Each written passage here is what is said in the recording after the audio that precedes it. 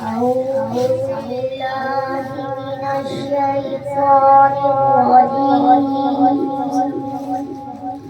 بسم الله الرحمن الرحيم.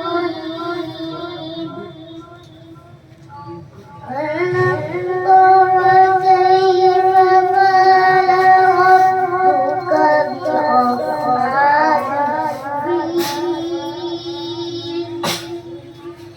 ألم يجعل كيدهم في تضليل وأرسل عليهم طيرا أبابيل ترميهم بحجارة من سجيل وجعل